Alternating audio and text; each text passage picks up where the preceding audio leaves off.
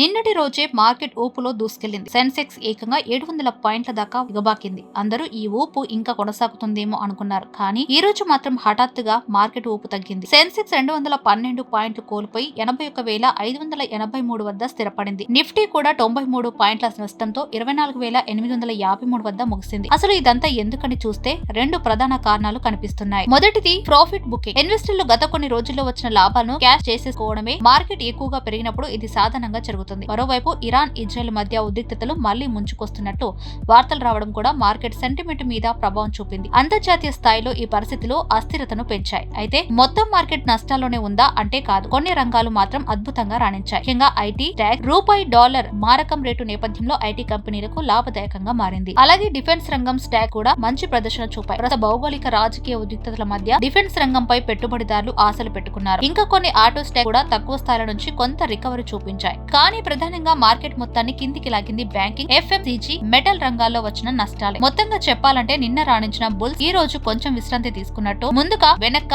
అన్నది వచ్చే రోజుల్లోనే తేలుతుంది. మార్కెట్ నిపుణుల సూచన ఏమిటంటే లాంగ్ టర్మ్ పెట్టుబడులకే ఎక్కువ ప్రాధాన్యత ఇవ్వడం మంచిదని అంటున్నారు.